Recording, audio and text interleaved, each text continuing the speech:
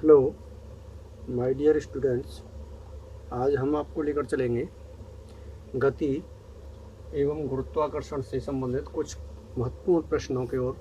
महत्वपूर्ण सूत्र देंगे आपको, जिनसे आप जो है न्यूमेरिकल सवाल, अंकित प्रश्न हल कर सकते हैं। गति से संबंधित सबसे पहले तो गति का मतलब होता है चाल।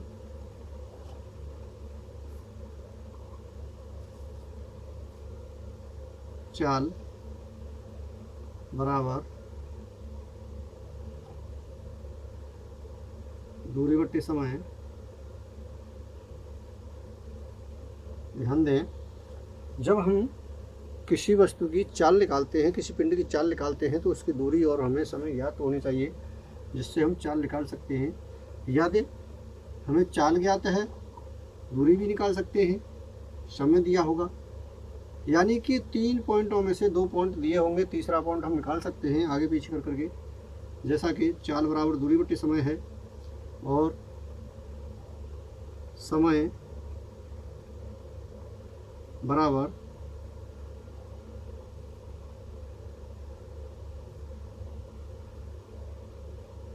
दूरी बट्टे चाल है और दूरी बराबर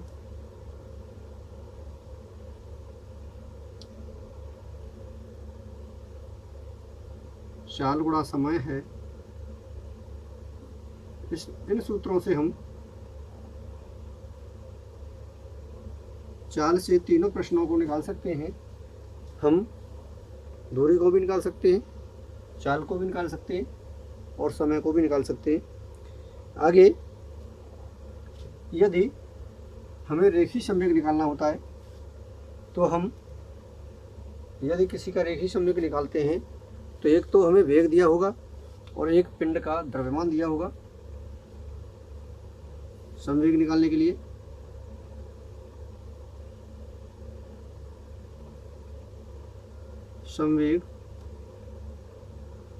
संवेग को हम P से लिखते हैं बराबर mv। m हमारा इसमें मास होता है द्रव्यमान और v होता है वेग। ठीक है, हम आगे आवेग निकाल सकते हैं।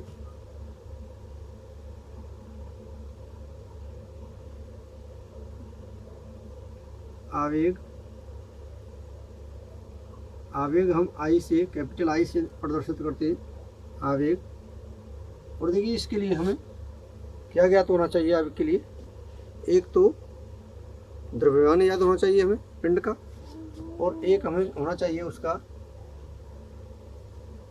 वेग परिवर्तन। ये हमें होना चाहिए ज्ञात। एक m होना चाहिए ज्ञात और एक डेल्टा v ज्ञात होना चाहिए, जो वेग में परिवर्तन होता है। प्रथम प्रारंभिक वेग और द्वितीय वेग में, अंतिम वेग में जो अंतर होता है वो डेल्टा v होता है। ठीक है ना? आगे हम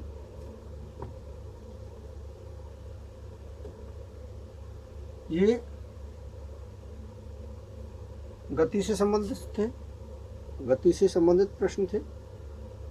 अब आपको लेकर चलते हैं हम गुरुत्वाकर्षण से संबंधित। गुरुत्वाकर्षण से संबंधित प्रश्न जो है, उसमें यदि हमें 2 पिंडों का द्रव्यमान दिया हो और उनकी बीच की दूरी दी गई हो, तो हम उस पर लगने वाले बल को निकाल सकते हैं।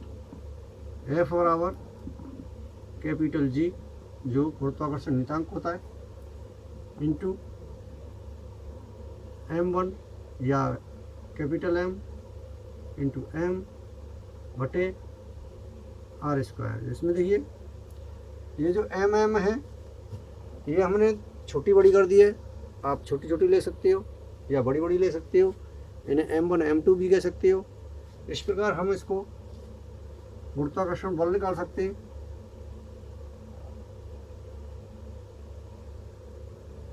आगे यदि हमें द्रव्यमान दिया हो और पिंड का वेग दिया हो और पिंड की जो बीच की दूरी दी हुई हो, उसकी त्रिज्या दी हुई हो, तो हम फिर भी एफ निकाल सकते हैं। F is equal mv square upon R, इस सूत्र से निकाल सकते हैं। अगर हमें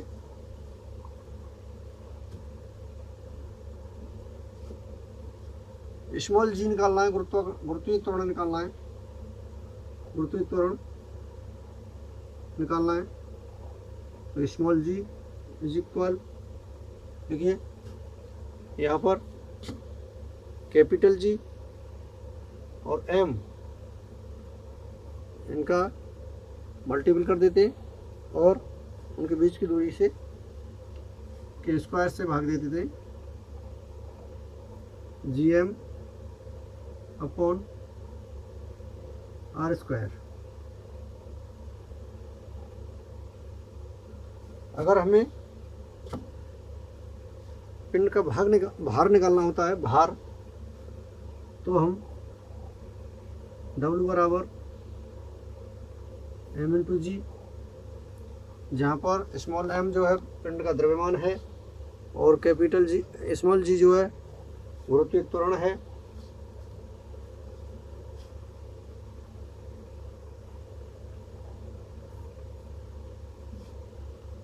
हम आगे किसी पिंड पर लगने वाले दाब को निकाल सकते हैं। दाब P से प्रदर्शित करते हैं, P बराबर यह दाब किसी पिंड पर लगने वाला बल और उसका क्षेत्रफल ज्ञात हो तब इसे निकाल सकते हैं।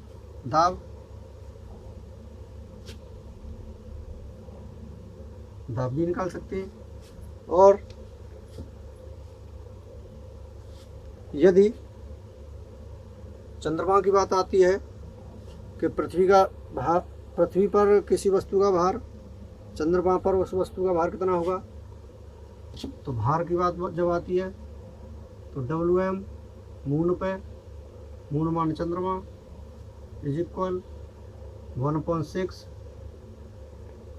WE अर्थ पर। E का मतलब होता है अर्थ, यानी पृथ्वी पर जो भार होता है उसका 1/6 गुना होता है चंद्रमा पर। आगे हम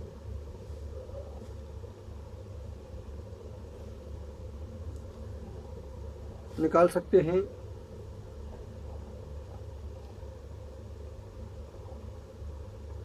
देखिए, जो हमें गति के समीकरण दिए थे न्यूटन ने, वे क्षैतिज दिशा के लिए होते हैं और इसमें ऊंचाई, जैसा कि v is equal u plus 80 था, तो यहाँ पर हम कर सकते हैं v is equal u plus GT, ठीक है। जैसा कि v स्क्वायर बराबर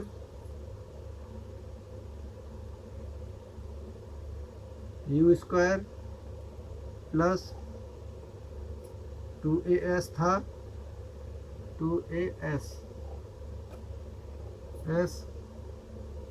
तो यहाँ पर v स्क्वायर बराबर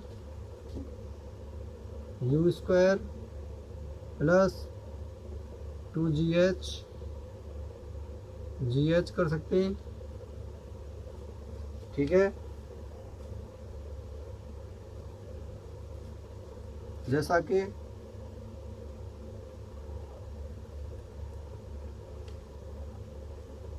हमें S निकालने का एक सूत्र था,